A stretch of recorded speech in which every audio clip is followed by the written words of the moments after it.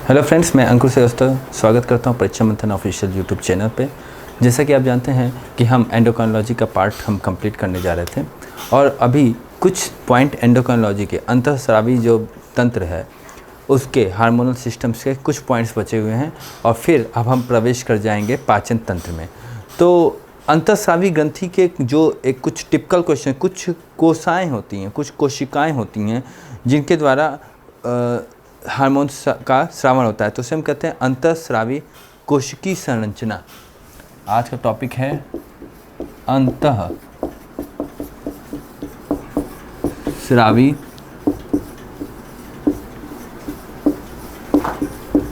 कोशिकीय संरचना।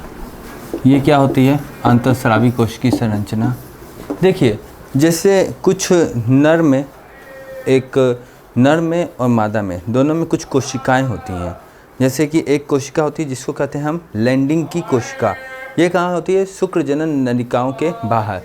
तो नर में मतलब मेल में क्या होता है, पुरुष में, कि एक कोशिका नलिका होती है, जैसे हम क्या कहते हैं शुक्र जनन नलिका।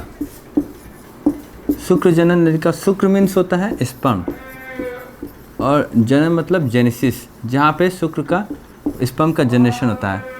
इसी नलिका के बाहर क्या होते हैं, कुछ सेल्स होते हैं। इन सेल्स को क्या कहा जाता है? इनको कहा जाता है लैंडिंग की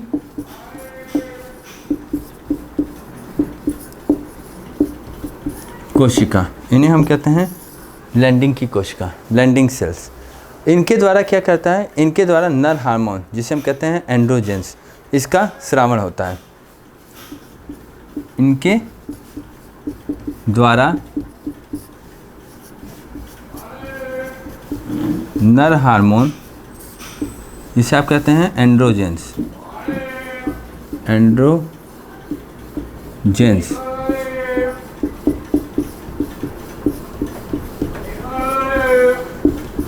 का स्रावन होता है। ठीक है, तो नर हार्मोन एंड्रोजेंस का स्रावन किसके द्वारा होता है? लैंडिंग की कोशिका के द्वारा। एक क्वेश्चन ये पूछेगा किस कोशिका के द्वारा एंड्रोजेंस हार्मोन का स्रावन होता है, तो लैंडिंग की कोशिका के द्वारा। और एंड्रोजेंस क्या है? ये एक नर हार्मोन है।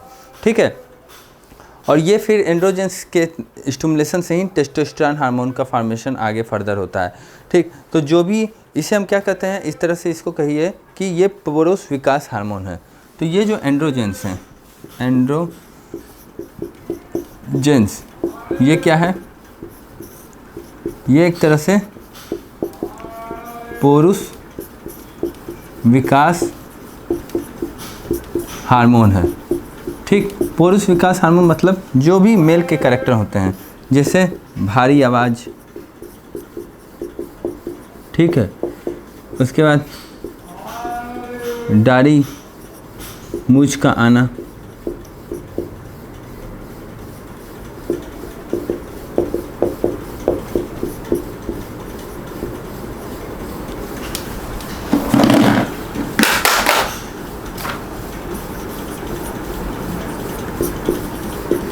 तो ये सब क्या होता है, किसके कारण होता है? ये आपका होता है एंड्रोजन हार्मोन के द्वारा।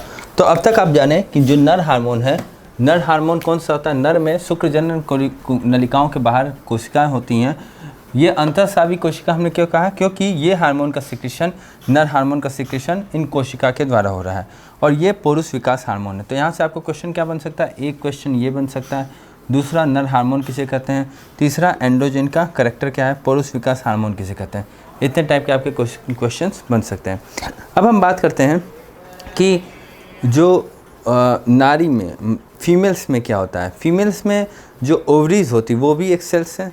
तो ओवरीज में जो सेल्स होते हैं उनके द्वारा क्या होता है, वो बाल्यावस्था में क्या होता है, वो निष्क्रिय होता है, पर 11 से 13 ईयर के बाद वो क्या होता है, वो एक्टिवेट होता है और वहाँ से एक हार्मोन निकलता है और ये क्या करता है, तभी से फिर क्या होता है, महिलाओं में मासिक धर्म का स्टार्टिंग होता है। तो यहाँ पे ये जो अंडाशय में जो ग्रोफियंस होती हैं, सेल्स होती हैं, इनसे मुख्यतः दो प्रकार के हार्मोन निकलते हैं।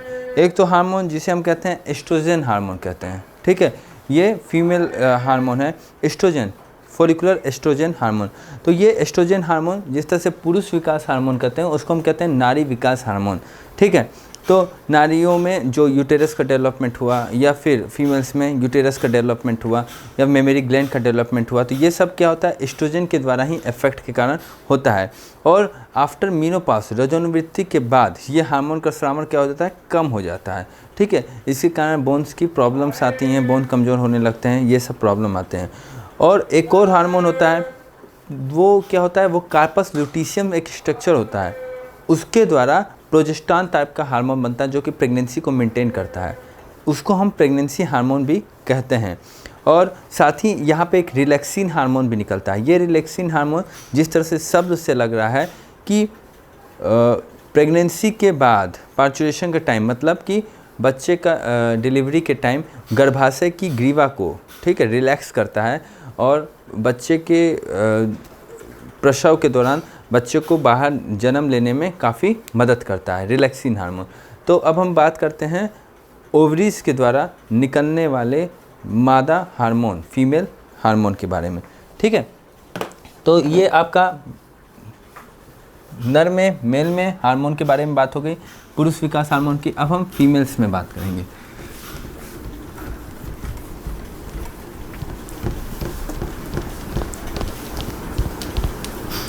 ठीक, तो मादा में या फिर महिलाओं में या फिर फीमेल में आप देखेंगे तो वहाँ पे क्या होता है, ओवरीज।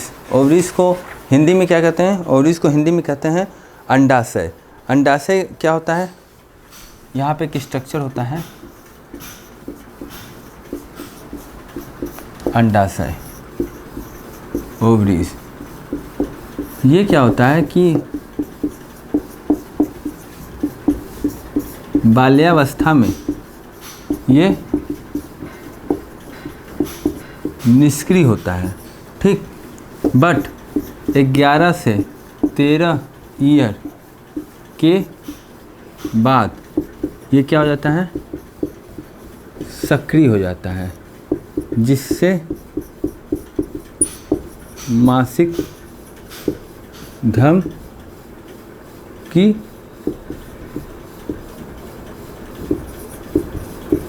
शुरुआत हो जाती है, ठीक। ये जो अंडाशय हैं, इससे जो हार्मोन निकलता है फॉलिकुलर हार्मोन, जिसे हम क्या कहते हैं, एस्ट्रोजन। तो इससे एक हार्मोन निकलता है, 3 टाइप के हार्मोन। तो हम पहले हार्मोन, जैसे एक है आपका पुटकी हार्मोन। पुटकी मतलब यहाँ पे एक सेल्स होता है जिसे फॉलिकुलर सेल कहते हैं। तो फॉलिकुलर हार्मोन, ये इसका नाम क्या है, एस्ट्रोजन, एस्ट्रोजन।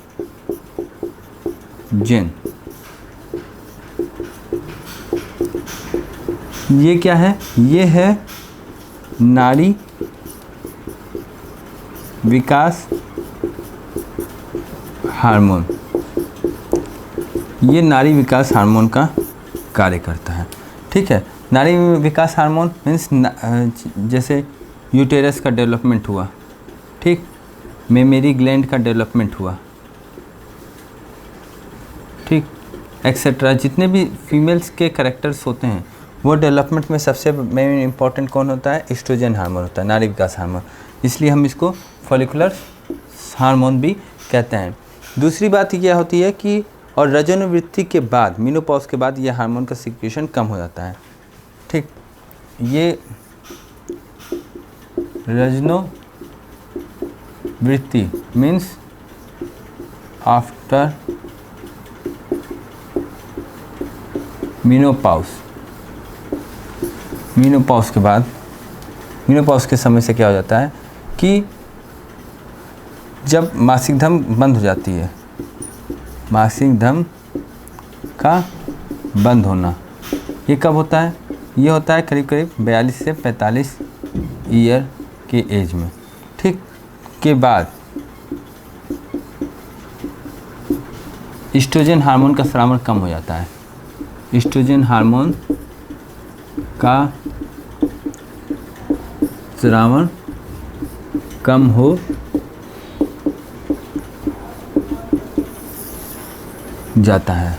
तो जो ईस्ट्रोजन हार्मोन है वो क्या है? नारी विकास हार्मोन है। पहला क्वेश्चन, नारी विकास हार्मोन किसे कहते हैं? Estrogen hormone. ईस्ट्रोजन हार्मोन का सेक्रेशन किससे होता है? पुटकी हार्मोन, फोलिकुलर सेल से। फोलिकुलर सेल किसके? ओवरीज के। ठीक है। रजोनिवृत्ति के बाद क्या होता है? रजोनिवृत्ति के बाद किस हार्मोन का स्रावन कम हो जाता है? तो आपका आंसर होगा ईस्ट्रोजन हार्मोन का स्रावन कम हो जाता है। बाल्यावस्था में ओवरीज निष्क्रिय होती है, जबकि ये एक्टिवेट होती है कब? 11 से 13 साल के बाद। ठीक। अब दूसरा हार्मोन के बारे में चर्चा करते हैं, उसको हम कहते हैं प्रोजेस्टेरॉन हार्मोन या फिर ल्यूटियल हार्मोन। इसको मिटा दें।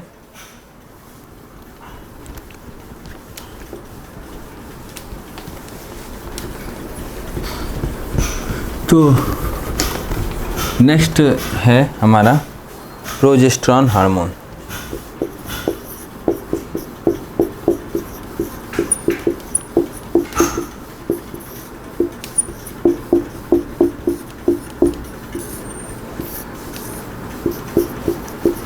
प्रोजेस्टेरॉन हार्मोन को और क्या कहते हैं? देखिए, प्रोजेस्टेरॉन हार्मोन कहाँ से सिक्रेट होता है? ये कार्पस लुटिशियम सेल के द्वारा स्रावित होती है। तो कहाँ से स्रावित? क्वेश्चन है कहाँ से स्रावित?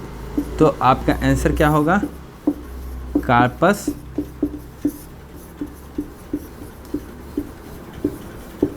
ल्यूटियम। एक कार्पस ल्यूटियस सेल स्ट्रक्चर होता है जिसके द्वारा ये स्रावित होता है।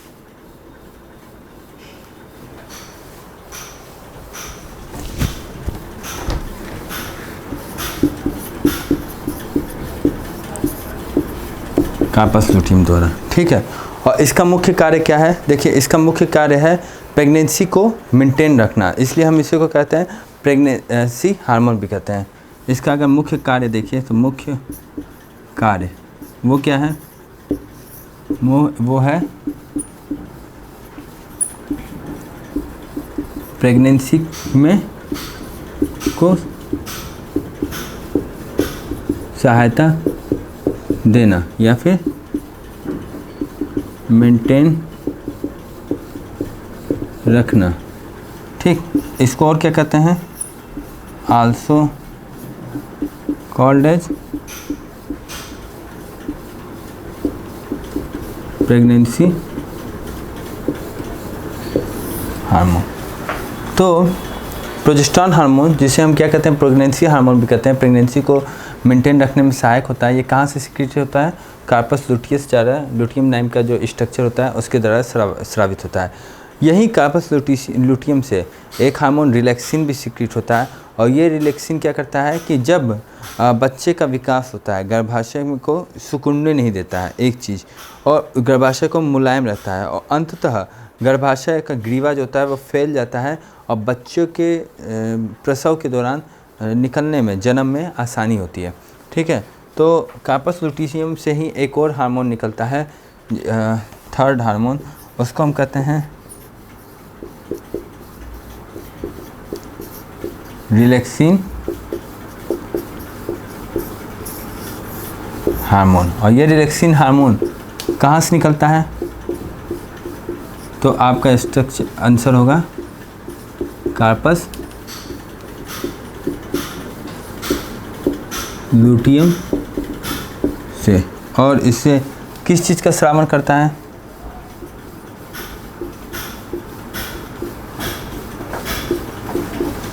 तो एक तो कहाँ स्रावित होता है और किस चीज़ का स्रावन करता है? तो ये स्रावन करता है इसका मुख्य कार्य क्या है? मुख्य कार्य देखिएगा, मुख्य कार्य, मेन वर्क क्या है? ये क्या करता है कि गर्भाशय मीन्स यूटेरस, उसको सिकुड़ने नहीं देता, सिकुड़ने नहीं देता। एक चीज़ कि ये गर्भाशय को सिकुड़ने नहीं देता। एक दूसरा चीज़ ये है कि इसमें क्या होता है कि गर्भाशय की जो ग्रीवा होती है उसको मुलायम रखता है और बच्चे के जन्म में सहायक होता है। तो गर्भाशय के ग्रीवा को क्या करता है, एक तो मुलायम रखता है, ठीक, दूसरा चीज इसको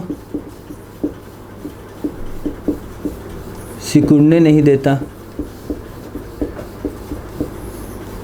ठीक, और बच्चे के जन्म में सहायक होता है, बच्चे के प्रसव या फिर कहिए जन्म में सहायक। तो ये इसका 3 टॉपिक हुआ कि जो मादा हार्मोन है, फीमेल हार्मोन, तो वो ओवरीज से निकलती है। एस्ट्रोजन के बारे में बताया। प्रोजेस्टेरॉन हार्मोन क्या है, प्रोजेस्टेरॉन हार्मोन का सिक्रीशन पूछेगा कहाँ से होता है, तो आपका आंसर होगा कार्पस लुटियम नामक स्ट्रक्चर से। इसका मुख्य कार्य क्या है, प्रेगनेंसी में सहायक होता है, तो इसको हम क्या कहते हैं, प्रेगनेंसी हार्मोन भी कहते हैं। और ये क्या करता है, रिलैक्सिन हार्मोन भी कार्पस लुटियम नामक स्ट्रक्चर से सिक्रीट होता है। ये गर्भाशय को सिकुड़ने नहीं देता है, गर्भाशय की ग्रीवा को मुलायम रखता है, और प्रसव के दौरान प्रसव में सहायक होता है। तो ये हो गया अंतःस्रावी कोशिकी संरचना के बारे में स्टडी। अब हम यहाँ पे नेक्स्ट पॉइंट स्टडी करेंगे। देखिए यहाँ पे अब तक हमने आपको जो जो क्वेश्चन बनाए हैं यहीं से डायरेक्ट क्वेश्चन बनते हैं कि ये इन स्ट्रक्चर से कौन से हार्मोन निकलते हैं, उन हार्मोन का क्या कार्य होता है, ठीक। यही आपके मुख्यतः क्वेश्चंस पूछे जाते हैं और कोई विशेष क्वेश्चन इसमें पूछे नहीं जाते हैं। देखिए कुछ स्पेशल ग्रंथि जिनके बारे में आपको बता दें, जैसे एक ग्रंथि का नाम होता है मोंटगोमरी ग्रंथि। ये कहाँ होती है, ये स्तन में पाई जाती है।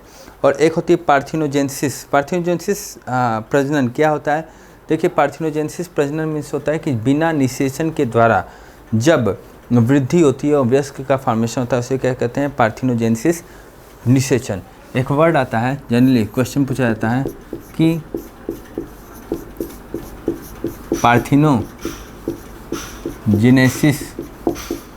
किसे कहते हैं, किसे कहते हैं। तो देखिए पार्थिनोजेनेसिस किसे कहते हैं, आंसर होगा बिना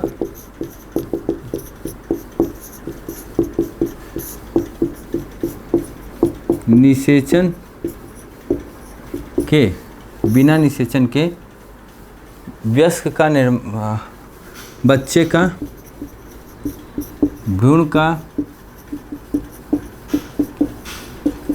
विकास, ठीक, ये क्या रहता है, क्या, पार्थिनोजेनेसिस।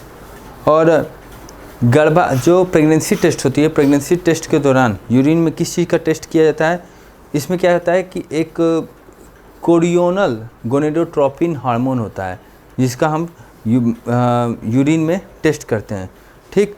तो प्रेगनेंसी की टेस्ट में क्या करते हैं, क्वेश्चन है, प्रेगनेंसी टेस्ट में किस तत्व की जांच की जाती है, तो आपका आंसर क्या होगा, कोरियोनल गोनेडोट्रोपिन। आपका आंसर क्या हो जाएगा, मूत्र में उपस्थित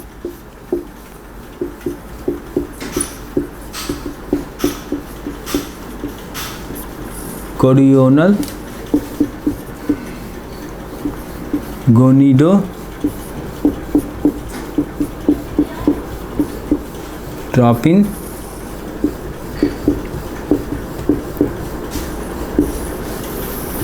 हार्मोन। कोरियोनल गोनेडोट्रोपिन हार्मोन जो होता है उसका श्रावण मूत्र में किया जाता है प्रेगनेंसी टेस्ट के लिए, ठीक। और स्तन के दूध का निर्माण स्तन के एल्वियोलाई सेल के द्वारा होता है। तो दुग्ध का निर्माण होता है, किससे होता है, तो आपका आंसर क्या हो जाएगा, स्तन के एल्वियोलाई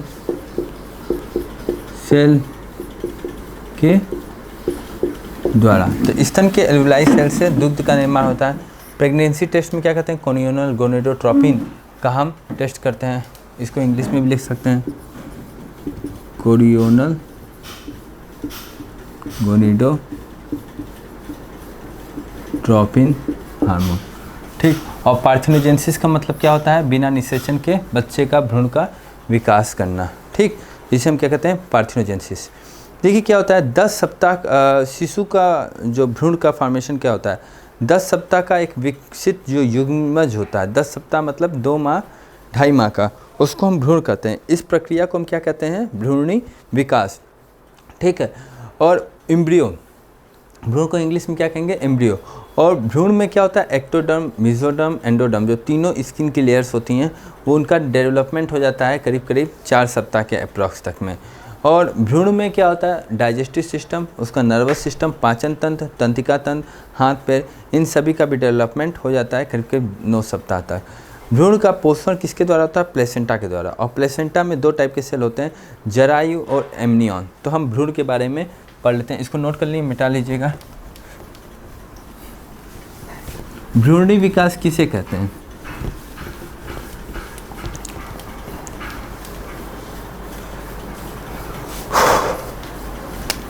जैसे भ्रूण, अगर देखिए भ्रूण जिसे आप क्या कहते हैं, एम्ब्रियो। तो भ्रूण का कब कहेंगे भ्रूणी विकास, भ्रूण का डेवलपमेंट हो गया, ये हुआ 10 सप्ताह में। 10 सप्ताह में टोटल भ्रूणी विकास हो जाता है। ठीक, और भ्रूण में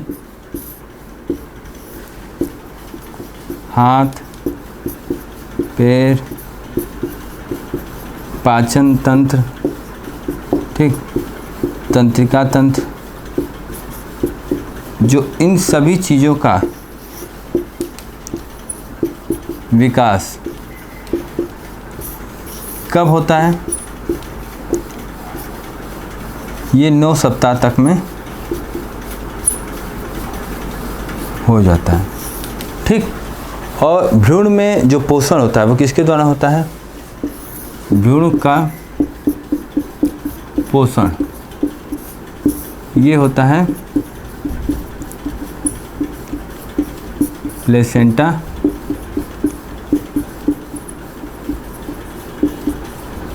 द्वारा। प्लेसेंटा में क्या होता है, एक एमनियोटिक फ्लूइड होती है, एमनियोटिक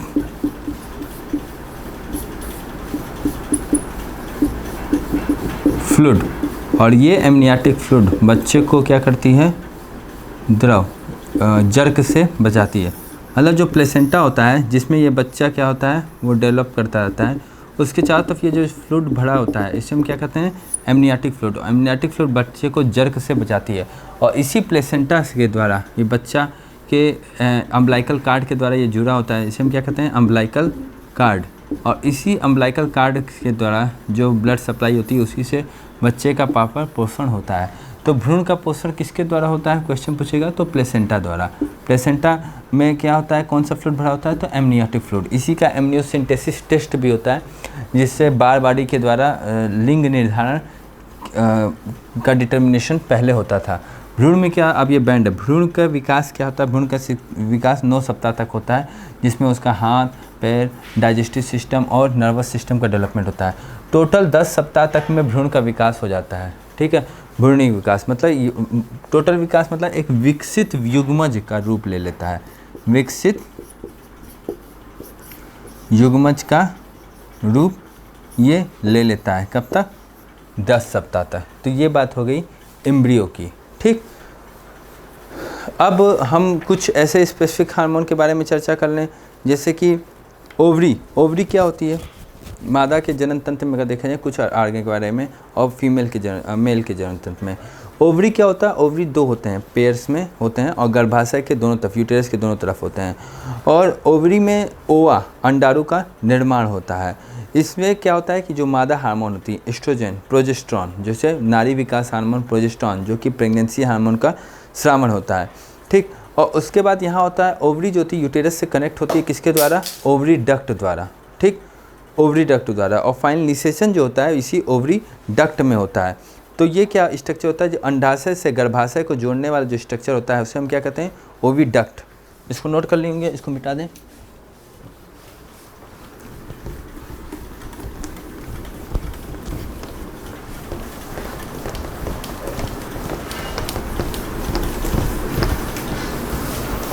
देखिए जो आपको मादा जनन तंत्र, मादा जनन तंत्र में अगर देखा जाए तो एक स्ट्रक्चर होता है जिसे हम क्या कहते हैं, जिसे कहते हैं अंडाशय। पहला एक स्ट्रक्चर है जिसे हम क्या कह रहे हैं, अंडाशय। अंडाशय को इंग्लिश में क्या कहेंगे, ओवरी। ओवरी में क्या होता है, ओवरी में ओवा का फॉर्मेशन हो। ओवा मतलब अंडाणु, अंड कोशिका का निर्माण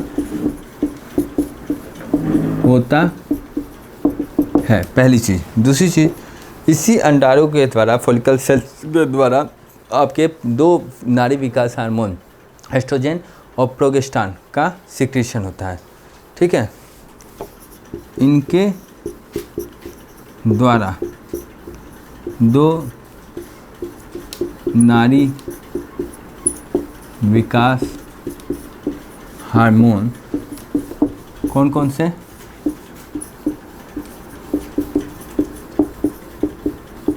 एस्ट्रोजन और प्रोजेस्टेरॉन का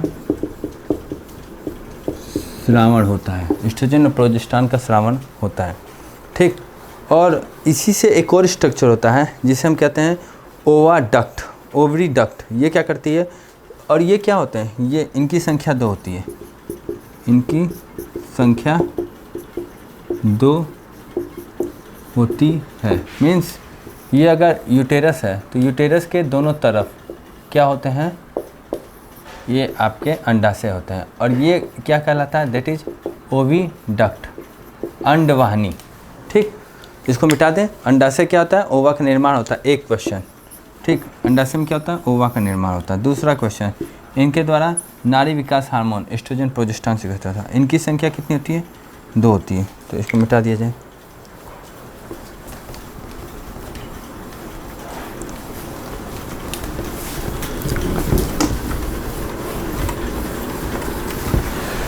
हम बात कर रहे हैं अंडवाहिनियों की।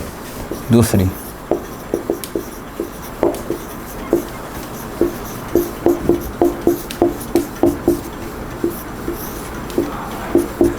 जिसे हम क्या कहते हैं, ओवी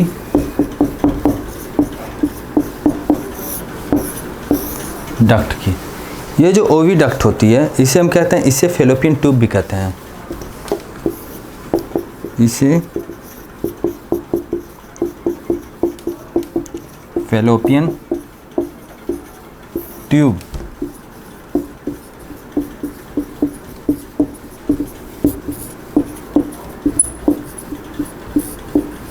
भी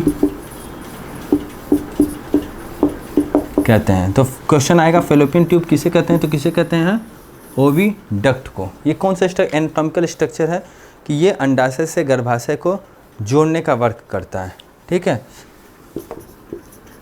यह अंडाशय को गर्भाशय से जोड़ता है। मीन्स अंडाशय मीन्स ओवरी, किससे जोड़ता है, यूटेरस। तो अगर ये यूटेरस है, ये ओविडक्ट है, और ये स्ट्रक्चर क्या है, ओवरी है। 3 स्ट्रक्चर है, 1 2 3, ठीक। यूटेरस जिसे गर्भाशय कहते हैं, ओवरी जहाँ पे अंड का फॉर्मेशन होता है, और ये ओविडक्ट द्वारा अंड यूटेरस में आता है, ठीक है।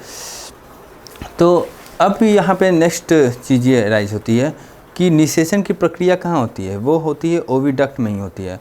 और स्त्रियों में जैसे बच्चों का निर्माण नहीं होना, बांझपन की शिकायत जो आती है, उसका मुख्य कारण क्या है? अंडवाहिनियों का बंद होना। ठीक है, तो निषेचन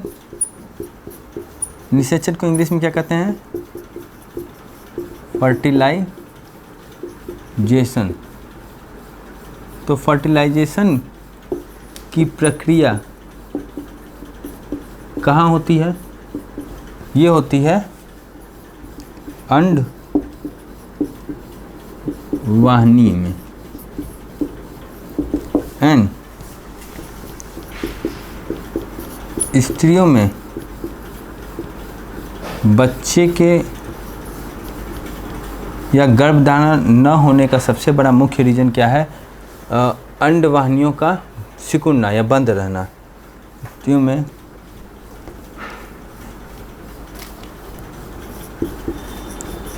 गर्भधारण न होने का मुख्य कारण क्या है? अंडवाहिनियों का सिकुड़ना।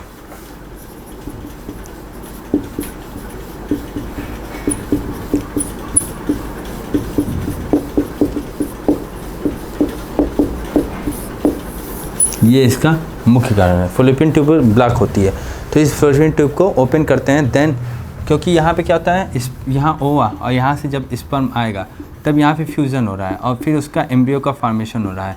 पर अगर ये स्ट्रक्चर यहाँ पे ब्लॉक है और ये ओवरी से जुड़ा है, तो देन ओवा यहाँ पे रीच नहीं कर पाएगा स्पर्म और यहाँ फ्यूज़न नहीं हो पाएगा। This is the reason due to the blockage of the fallopian tube pregnancy not conceive. Okay, अब हम बात करते हैं यूटेरस की। यूटेरस क्या आता है? एक नाशपाती की तरह से एक स्ट्रक्चर होता है जो ऊपर की तरफ तो चौड़ा होता है पर नीचे की तरफ क्या होता है? वो सकड़ा होता है। और ये यहाँ पे क्या होता है? यहाँ पे निषेचन के पश्चात फर्टिलाइज युग्मक क्या होता है? यूटेरस में यहाँ पहुँचता है और वहाँ पे बच्चे का निर्माण होता है, भ्रूण में निर्माण होता है। ये यूटेरस का मुख्य कार्य होता है। ठीक है, ये तो आपको बताएं मादा जनन तंत्र के बारे में। अब कुछ पुरुष चरण तंत्र या पुरुष कोशिकाएं हैं, उनके बारे में बात कर लेते हैं। जैसे वृषण, जिसे हम टेस्टिकल्स कहते हैं, वृषण में क्या होता है? स्पर्म्स का निर्माण होता है और ये शुक्राणुओं का जो निर्माण होता है वो जिस स्थान पे होता है उसका टेम्परेचर क्या होता है? उसका टेम्परेचर शरीर के तापमान से कम होता है। ठीक है, करीब 2 डिग्री से कम होता है। और जो टेस्टिकल्स होता है उसी में क्या होता है? शुक्र जनन नलिका होती हैं। उस नलिकाओं के द्वारा टेस्टोस्टेरोन हार्मोन निकलता है और ये टेस्टोस्टेरोन हार्मोन क्या करता है? ये शरीर के पुरुष विकास हार्मोन की तरह से कार्य करता है और दाढ़ी, मूछ, भारी आवाज़ ये सब का निर्माण करता है। ठीक है, उसके बाद एक स्ट्रक्चर होता है अधिवृषण। वृषण के बाद टेस्टिकल्स के बारे में बताया। ठीक है, शुक्र जनन नलिका। उसके बाद अधिवृषण के बारे में। अधिवृषण में क्या होता है कि जो शुक्राणु वृषण में डेवलप हुए हैं वो यहाँ पे आते हैं और यहाँ पे स्टोर होते हैं, प्रॉपर पूर्ण इनका विकास होता है। और ये जो शुक्रवाहिनियाँ, शुक्र जनन नलिका अलग चीज़ होती है, शुक्रवाहिनी वास्ट डिफरेंस अलग होती है। शुक्रवाहिनी क्या करती है? शुक्रवाहिनी यही करती है कि जो 45 मीटर के करीब ये स्ट्रक्चर होता है और ये क्या करती है? अधिवृषण से जुड़ी होती है। ठीक है, और यहाँ पे शुक्राणु क्या होते हैं? कई महीने तक रुके रहते हैं। तो और ये अधिवृषण से जुड़ी होती है। तो हम बात करते हैं नर जनन तंत्र की। तो ये आपका मादा जनन तंत्र हो गया। मादा जनन तंत्र में अंडवाहिनियों के बारे में बात है। अंडवाहिनी जिसको हम फैलोपियन ट्यूब भी कहते हैं और ये अंडाशय को गर्भाशय से जोड़ती है। यहाँ फर्टिलाइजेशन की प्रक्रिया होती है और स्त्रियों में गर्भधारण न होने का मुख्य कारण क्या है? अंडवाहिनियों का सिकुड़ना, फैलोपियन ट्यूब का ब्लॉकेज। ठीक,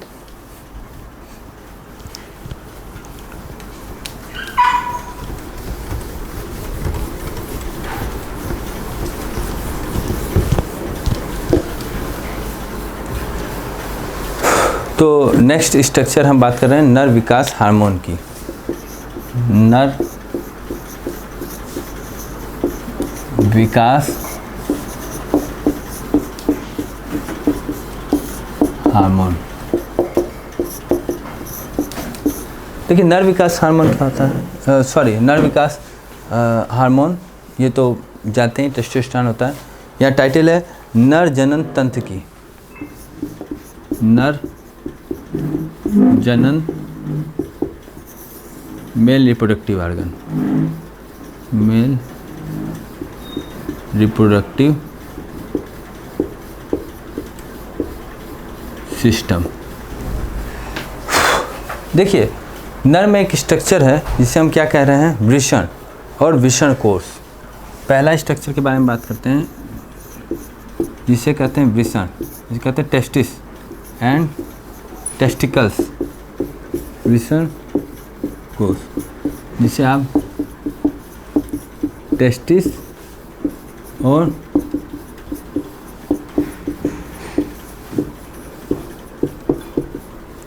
टेस्टिकल्स कहते हैं। ठीक है, वृषण और वृषण कोष। ये क्या होता है, देखिए इनमें क्या होता है कि शुक्राणुओं का विकास होता है और शुक्राणुओं का निर्माण जहाँ होता है उनका वो स्थान का टेम्परेचर शरीर से 2 डिग्री सी कम होता है, शरीर के तापमान से 2 डिग्री सी कम होता है, इसलिए ये शरीर के बाहर की तरफ होते हैं। तो इसका यहाँ मुख्य कार्य क्या होता है, शुक्राणु का निर्माण, मीन स्पर्म फॉर्मेशन, पहली चीज। दूसरी चीज ये है, इस स्थान का टेम्परेचर, इस स्थान का तापमान क्या होता है, कम होता है। कितना कम होता है, यह अप्रॉक्स 2 से 3 डिग्री सी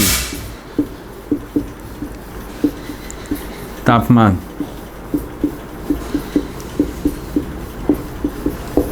कम होता है। ठीक, ये चीज़ हम जाने। दूसरी चीज़ यह है यहाँ पे मुख्यतः कि यहाँ एक स्ट्रक्चर होता है शुक्र जनन नलिका, शुक्र जनन नलिका, जहाँ पे क्या होता है, टेस्टोस्टेरोन हार्मोन का स्राव होता है। तो आपने जाना वृषण और वृषण कोष, टेस्टिस और टेस्टिकल्स के बारे में, जिनका मुख्य कार्य क्या है, स्पर्म का फॉर्मेशन। और वहाँ का टेम्परेचर, चूँकि स्पर्म के फॉर्मेशन के लिए टेम्परेचर कम चाहिए, ये शरीर से बाहर की तरफ पाए जाने वाले अंग हैं, और इस स्थान का तापमान कम होता है, यह अप्रॉक्स 2 से 3 डिग्री सी कम होता है। ठीक, अब हम बात करते हैं किसकी, शुक्र जनन नलिका की।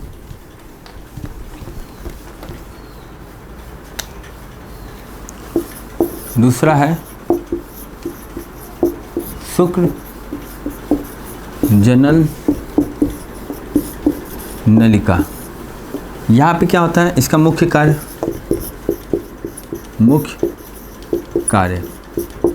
कार्य क्या है, टेस्टोस्टेरोन का फॉर्मेशन,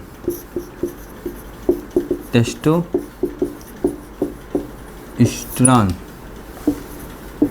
का निर्माण। ये टेस्टोस्टेरोन क्या है, ये है पुरुष विकास हार्मोन, पुरुष विकास हार्मोन है। मतलब पुरुष क्या क्या स्ट्रक्चर हो सकते हैं, एक तो भारी आवाज़ का होना, दूसरा दाढ़ी मूंछ का होना, ठीक है, शरीर का बलिष्ठ होना, ये सब चीज़ें क्या होती हैं, ये पुरुष विकास हार्मोन टेस्टोस्टेरोन के द्वारा होती है। ठीक, और अधिवृक्क जिसे हम कहते हैं एपिडिडिमिस, वो एक स्ट्रक्चर होता है जहाँ पे क्या होता है, जहाँ पे शुक्राणुओं का पूर्ण विकास होता है, और ये फिर क्या होती है, यहाँ पे ये संग्रहित होते हैं। तो एक स्ट्रक्चर यहाँ पे तीसरा नोट कर लीजिए, अधिवृषण,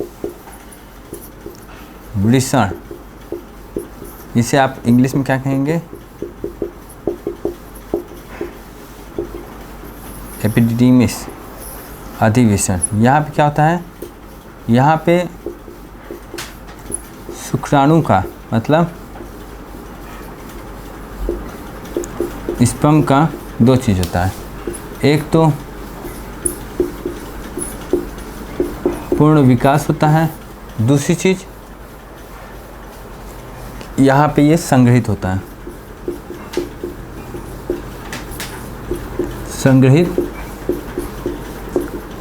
होता है। ठीक, तो इसे हम कहते हैं एपिडिडाइमिस। नेक्स्ट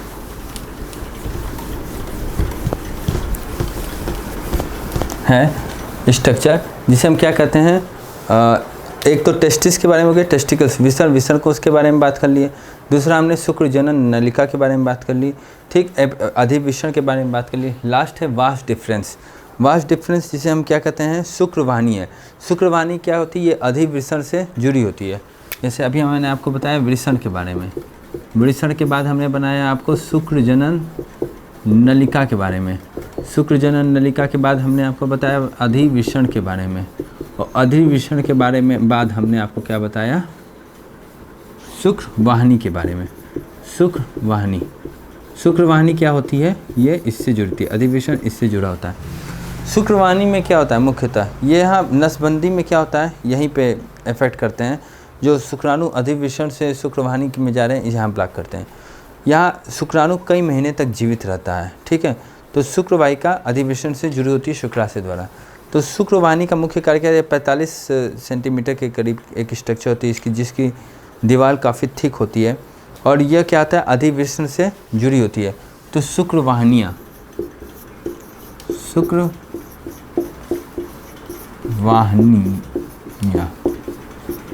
इसे हम क्या कहते हैं, वास डिफरेंस इंग्लिश में। और इसका मुख्य कार्य क्या है, यहाँ मुख्य कार्य क्या होता है कि स्पर्म का विकास तो यहाँ हो रहा है और संग्रहित यहाँ हो रही है। ठीक, अधिविषण में पूर्ण विकास और स्टोरेज हो रहा है। यहाँ पे क्या होता है कि यहाँ ये कई महीनों तक जीवित रहती है। एक तो यह अधिविषण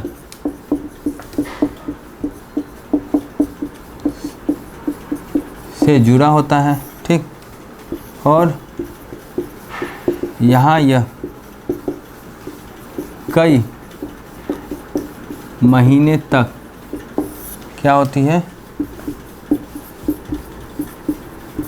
जीवित रहती है। कौन चीज़, स्पर्म। जो स्पर्म है मतलब शुक्राणु, वो यहाँ पे कई महीने तक क्या होता है, जीवित रहता है। कहाँ पे, वास्ट डिफरेंस में, शुक्रवाहिनी में। तो आज एंडोक्राइनोलॉजी का पूरा चैप्टर कंप्लीटली हमने ख़त्म कर दिया। साथ में आज हमने नर जनन तंत्र और मादा जनन तंत्र, प्रजनन तंत्र के बारे में विस्तृत रूप से चर्चा की। ठीक, उसके द्वारा स्रावित होने वाले हार्मोन, उनके द्वारा होने वाले कार्य के बारे में। और फिर अब हम स्टार्ट कर देंगे, क्या करेंगे, पाचन तंत्र के बारे में, डाइजेस्टिव सिस्टम के बारे में। देखिए डाइजेस्टिव सिस्टम में क्या होता है कि डाइजेस्टिव सिस्टम में जो हम लोग खाना खाते हैं वो क्या होता है, बड़े बड़े पार्ट्स, और जैसे उनमें क्या होता है, कार्बोहाइड्रेट, प्रोटीन, फैट होते हैं। तो इन सभी बड़े बड़े पार्ट्स को डाइजेशंस के द्वारा छोटे छोटे टुकड़ों में ये डिवाइड कर देता है। और डाइजेशन सिस्टम जो स्टार्टिंग होती है वो हम मुख या जीभ यहीं से स्टार्ट होती है। फिर उसके बाद एक स्ट्रक्चर आता है स्टमक। ठीक, और स्टमक के बाद फिर यहाँ आपका लीवर है, लीवर के नीचे गाल ब्लैडर पाया जाता है, पेनक्रियाज, इस तरह से स्ट्रक्चर करते हुए सीकम, कोलन, रेक्टम तक होते हुए फाइनली एनल रीजन तक ये पूरा एक ट्रैक्ट जो होता है वो हम डाइजेस्टिव सिस्टम में आता है। ठीक, तो डाइजेस्टिव सिस्टम के बारे में हम स्टडी करें उससे पहले हम आपको डाइजेस्टिव सिस्टम के अंग के बारे में स्टार्ट करने के पहले बताते हैं। जैसे आप रोटी खाते हैं तो रोटी में क्या होता है, कार्बोहाइड्रेट होता है। दूध लेते हैं तो दूध में क्या होता है, प्रोटीन होता है। प्रोटीन किससे मिलकर बना होता है, अमीनो एसिड से। फैट में क्या होता है, फैटी एसिड होता है, जो कि आपको ठंडी में, जिसकी चमड़ी मोटी होती है उसको ठंड कम लगती है तो ठंडी से बचाता है। तो भोजन में क्या होता है, कार्बोहाइड्रेट, प्रोटीन और फैट, ये सभी होते हैं। साथ में क्या होता है, मिनरल और विटामिन होते हैं। तो मिनरल विटामिन का पाचन नहीं होता है। पाचन किसका होता है, कार्बोहाइड्रेट, प्रोटीन, फैट का। मिनरल विटामिन क्या होता है, वो एक सूक्ष्म पोषक तत्व होते हैं और शरीर में ये अवशोषित होते हैं और सीधे डायरेक्ट इनका स्टोरेज होता है एज पर रिक्वायर्ड। और पाचन की क्रिया में सबसे इम्पॉर्टेंट रोल अदा करता है, तो वो अदा करता है एंजाइम। ठीक है, और हम अगर बात करें तो हमारे यहाँ मुख्यतः 3 प्रकार के एंजाइम आपको देखने को मिलेंगे। एक होता है एमाइलेज एंजाइम, जिसका मुख्य कार्य क्या है, कि जो कार्बोहाइड्रेट ग्रुप का जो फूड स्ट्रक्चर है उसको डाइजेस्ट करता है। दूसरा होता है लाइपेज एंजाइम। लाइपेज एंजाइम जो लीवर बेस्ड जो फूड स्ट्रक्चर्स होते हैं उनको डाइजेस्ट करने में हेल्प करता है। मतलब फैट बेस्ड मीन्स जो कि फैटी एसिड और ग्लिसरॉल से मिलके बने होते हैं। और प्रोटीएज या ट्रिप्सिन, ये क्या होता है, ये प्रोटीन स्ट्रक्चर जो कि अमीनो एसिड के बने होते हैं उनको पाचन में हेल्प करता है। तो पूरी पाचन की अगर स्टेप्स की बात की जाए तो वो 5 स्टेप्स में होती है। जैसे हम कहते हैं इंजेशन मतलब भोजन को अंदर लेना, फिर डाइजेशन मतलब भोजन को पार्ट को छोटे छोटे टुकड़ों में तोड़ना, फिर एब्जॉर्प्शन मतलब जो एब्जॉर्ब्ड डाइजेशन के बाद जो डाइजेस्टेड फूड पार्टिकल हैं उनका अवशोषण करना, अवशोषण कहलाता है। और फिर एसिमिलेशन में क्या होता है कि शरीर में पोषक तत्व कितने हैं उनका किस हिसाब से यूज करना है उसकी बात यहाँ पे होती है। और फाइनली इजेक्शन मीन्स होता है वही कारण जो अवशिष्ट पदार्थ हैं उनका बाहर निस्तारण कर दिया जाता है। तो अब हम बात करें अंतःस्रावी कोशिका की संरचना के बारे में। पूरी चर्चा कंप्लीट हो गई है, ठीक। तो हम बात करेंगे पाचन तंत्र की।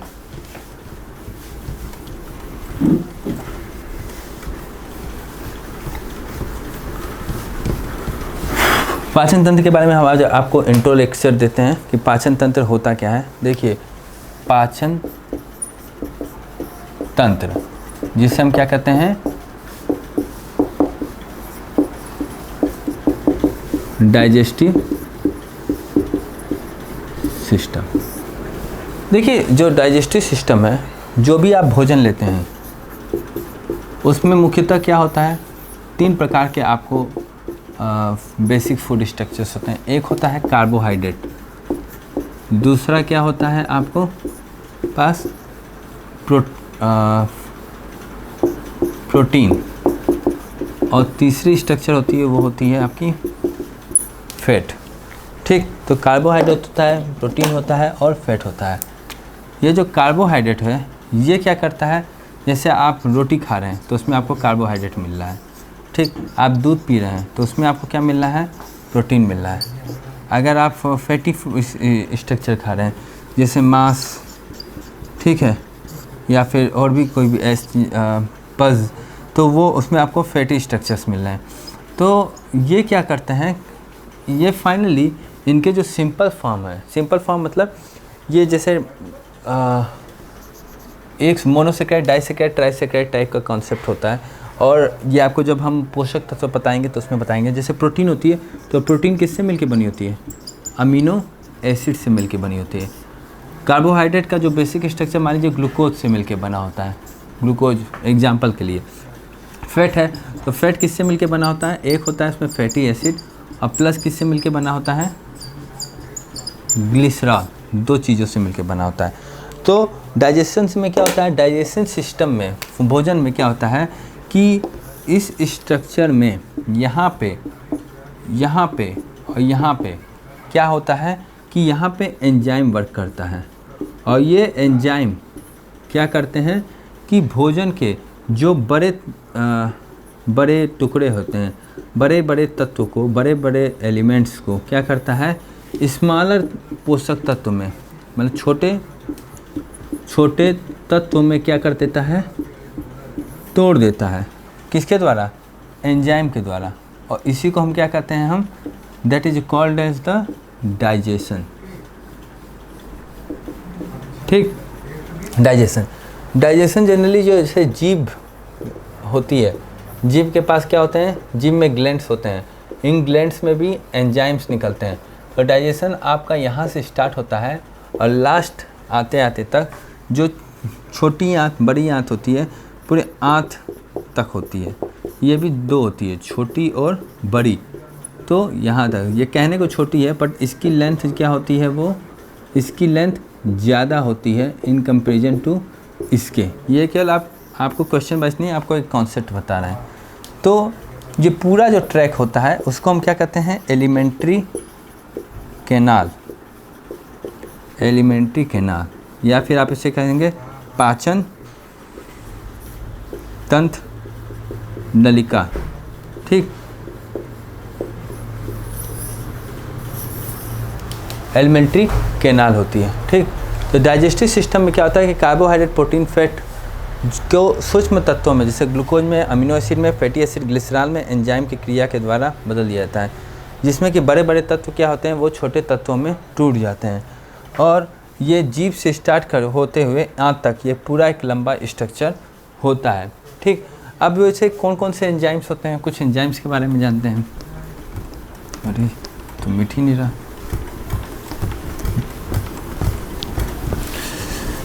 जैसे कार्बोहाइड्रेट है, तो कार्बोहाइड्रेट को पचाने के लिए कौन से एंजाइम्स होते हैं। तो कार्बोहाइड्रेट को पचाने के लिए जैसे यहाँ पे मुख्यतः अगर आप देखेंगे मुख्यतः आपको 3 प्रकार के एंजाइम मिलेंगे। वो 3 प्रकार के एंजाइम कौन होंगे, जैसे कि आपको हम देख लें, एक स्ट्रक्चर है जिसे हम कहते हैं एमाइलेज। ठीक, तो एमाइलेज का काम क्या है, ये स्टार्च को ग्लूकोज में कन्वर्ट करता है। पहला अगर देखें तो एमाइलेज, हिंदी में आप इसको एमाइलेज ही लिखेंगे। इसका कार्य क्या है, ये कार्य क्या करेगा, कार्बोहाइड्रेट पे कार्य करेगा। मीन्स ये स्टार्च को किस में कन्वर्ट कर देगा, ग्लूकोज में। कौन कन्वर्ट कर रहा है, एमाइलेज। एमाइलेज क्या है, वो एक एंजाइम है। ठीक, स्टार्च क्या है, एक कंपाउंड है और ये सिंपल एलिमेंट में टूट गया, जो कि डायरेक्टली क्या होता है कि सेल कोसा द्वारा क्या हो जाएगा, उपयोग में ले लेंगे। तो ये प्रक्रिया क्या कहलाती है, दैट इज डाइजेशन, पाचन। ठीक, सेम इसी तरह अगर आप देखिए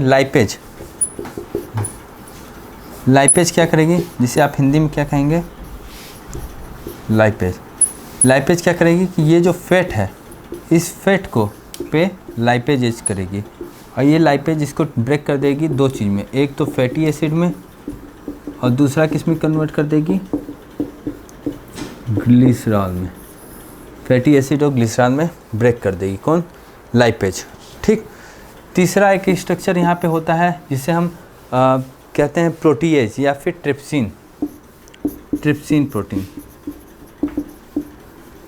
या फिर प्रोटीएज। तो ये क्या करेगी, ये प्रोटीन पे एक्ट करेगी, मतलब कि कोई प्रोटीन, फूड में कोई प्रोटीन सब्सटेंसेस हैं उन पे एक्ट करेगी ये, और इसका रीजन क्या होगा, ये किस में कन्वर्ट हो जाएगा, अमीनो एसिड में। अमीनो एसिड क्या होते हैं, ये प्रोटीन के फॉर्मेशन के यूनिट होते हैं। करीब करीब इसमें भी एसेंशियल और नॉन एसेंशियल, मतलब अनिवार्य और बाहरी अनिवार्य अमीनो एसिड्स, 2 टाइप के स्ट्रक्चर्स यहाँ पे पाए जाते हैं। ठीक है, तो इस हिसाब से पूरी पाचन की क्रिया अगर आप देखेंगे तो पाचन की क्रिया में क्या होता है कि ये जीभ से लेकर के पूरी आंत तक ये फैली हुई, एनल तक स्ट्रक्चर, गुदा मुँह तक फैली हुई एक स्ट्रक्चर होती है, जिसमें कि भोजन के बड़े तत्वों को छोटे तत्वों में तोड़ा जाता है।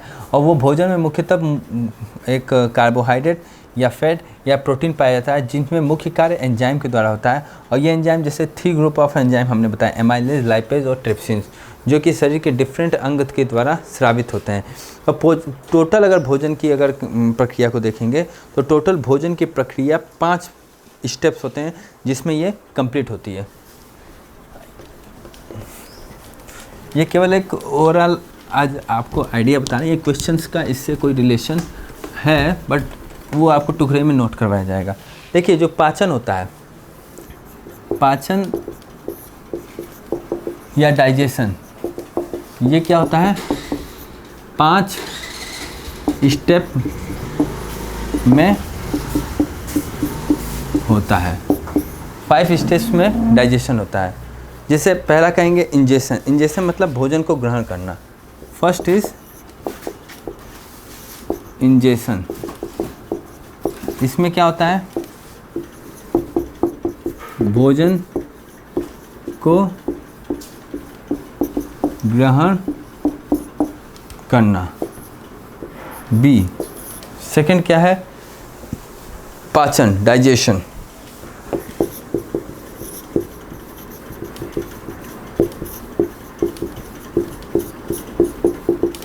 डाइजेशन में क्या होता है कि भोजन का छोटे छोटे तत्वों में टूटना, भोजन का कंपाउंड स्ट्रक्चर से कंपाउंड स्ट्रक्चर से सिंपल स्ट्रक्चर में टूटना। तीसरा, ये तो हो गया इंजेक्शन और दूसरा होगा डाइजेशन। तीसरा है एब्जॉर्प्शन। एब्जॉर्प्शन मतलब अवशोषण। इसमें जो सूक्ष्म पोषक तत्व होते हैं वो एज पर रिक्वायर्ड शरीर में अवशोषित होते हैं। क्या होता है? एब्जॉर्प्शन। एब्जॉर्प्शन उससे हम क्या कहते हैं? अवशोषण। इसमें क्या होता है कि सूक्ष्म पोषक तत्व में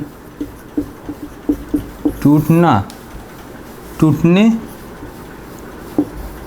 के बाद कोशिकाओं द्वारा अवशोषण। कोशिकाओं द्वारा अवशोषित। कोशिका द्वारा अवशोषित होता है किसमें? एब्जॉर्प्शंस में। ठीक, तो इंजेक्शन हो गया, डाइजेशन हो गया, एब्जॉर्प्शन हो गया। फिर एसिमिलेशन जैसे स्वांगीकरण होता है। इसमें क्या होता है? पोषक तत्वों को उपयोग में ले आया जाता है। एसिमिलेशन जिसे आप क्या कहते हैं? स्वांगीकरण। इसमें क्या होता है? पोषक तत्व को उपयोग में लाना। ठीक, और फाइनली इजेक्शन। इजेक्शन मतलब क्या होता है कि बहिकरण। बहिकरण में इसमें क्या होता है? अवशिष्ट पदार्थों को शरीर से बाहर निकाल दिया जाता है।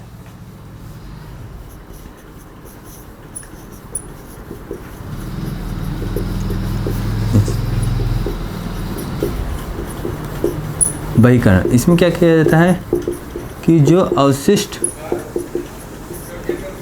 पदार्थ हैं उनको क्या किया जाता है? उनको शरीर से बाहर निकाल देते हैं। ठीक, तो डाइजेशन मुख्यतः 5 स्टेप्स होते हैं। इंजेक्शन, डाइजेशन, एब्जॉर्प्शन, एसिमिलेशन और इजेक्शन। इंजेक्शन में भोजन को ग्रहण किया जाता है। ठीक है। डाइजेशन में क्या आता है कि कंपाउंड स्ट्रक्चर को सिंपल स्ट्रक्चर में कन्वर्ट करते हैं।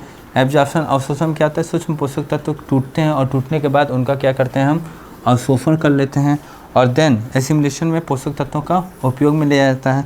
और इजेक्शन में अवशिष्ट पदार्थों को शरीर से क्या करते हैं? हम बाहर निकाल देते हैं। तो ये आज की क्लास में हमने पाचन तंत्र पे इंट्रोडक्शन दिया कि पाचन तंत्र है क्या, पाचन प्रक्रिया है क्या, कितने स्टेप्स में होती है। मुख्यतः वहाँ पे एंजाइम का रोल होता है।